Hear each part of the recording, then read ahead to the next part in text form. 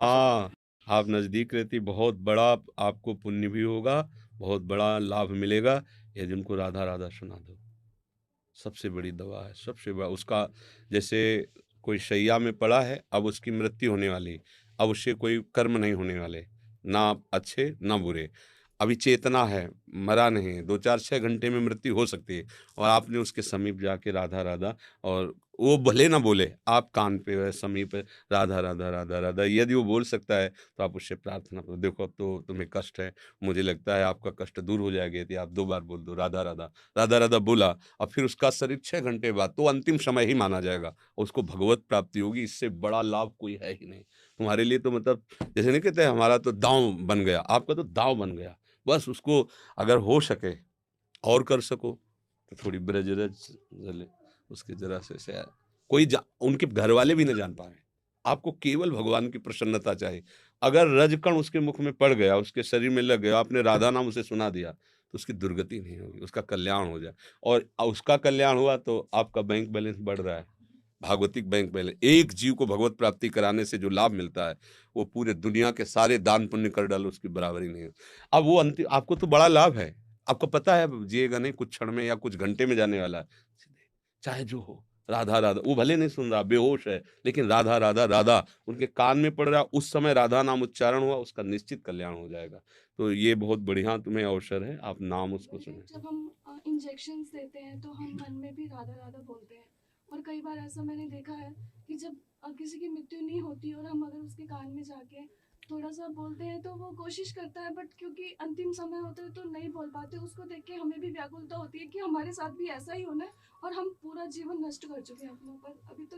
नहीं, आप अपने विषय में तो मत सोचिए, यदि उनके विषय में सोचोगे तो आपके विषय में श्री जी सोचती हैं। शरणागत की अपनी तो चिंता नहीं करनी, अपने तो भरोसे पे लाड़ लें। एक बार हम परिक्रमा लगा रहे थे, प्राय ऐसी दिनचर्या ही रही, जैसे 2 बजे उठते हैं, ढाई बजे यहाँ चले ऐसे ही थी, 2 बजे उठ के परिक्रमा करना, तो रात्रि ही जैसा रहता है, कोई बिरला ही संत मिलता था। तो हमने रास्ते में देखा एक अजीब प्रकार का जानवर था मतलब कुत्ते जैसी उसके शरीर की थी और मुँह लंबा ऐसे मतलब ऐसे उसका नाम-वाम तो हम जानते नहीं। पर हमें लगता है मतलब जंगली कोई होगा, ऐसे पतला उसका इतना लंबा मुँह था और कान और आँख ऐसे-ऐसे और कुत्तों ने शायद उसको मतलब मारने की स्थिति में करके डाल दिया था। वो पड़ा जो ही देखा तो उसके ऊपर ऐसे-ऐसे रखे रज में तो पड़ा ही था परिक्रमा में। आँख वो मूंदे हुए था ऐसे राधा, राधा, राधा, राधा।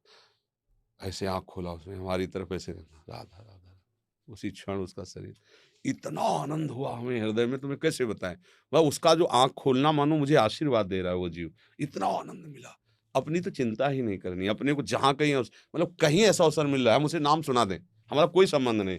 नज़दीक है राधा, राधा, चल दिया, वो काम इतना बड़ा करेगा उसका मंगल हो जाएगा। अपनी तो चिंता नहीं, अपनी तो लाडली जो है ना, जो बेचारे कभी भगवान का आश्रय नहीं लिए, नाम नहीं लिए, वो अगर वो अस्पताल में आते हैं, हम किसी तरह उनको नाम तो उनका मंगल हो जाएगा। हमारा विश्वास है कि एक बार भगवान का नाम अगर लिया है, तो दुर्गति होने में वो नाम एक नाम बचा लेगा। भगवान के नाम की बड़ी सामर्थ्य है और फिर भगवान भी जो नाम जपते हैं वो है राधा, राधा। ये तो बिना वृंदावन के संबंध के कोई राधा बोल ही नहीं सकता, परिचय नहीं। ना जगत में परिचय है, ना भगत क्षेत्र में परिचय है, तो केवल वृंदावन का परिचित ही राधे, राधे बोल सकता है, राधा, राधा। ये गूढ़ विषय है। तो ये तो बहुत बढ़िया अवसर है, आप राधा नाम सुना दिया करें और कभी भी किसी का अहित ना होने पावे, बहुत सावधानी रखनी। अगर हमारी थोड़ी त्रुटि से उसकी हानि होती है, तो हमारा पढ़ना, लिखना, डॉक्टरी करना क्या रहा? हमारा भले पैसा ना मिले, हमारा भले दुःख जीवन हो, लेकिन हम दूसरों को सुख पहुँचा सकें, तो उसका परम मंगल हो जाता है ये।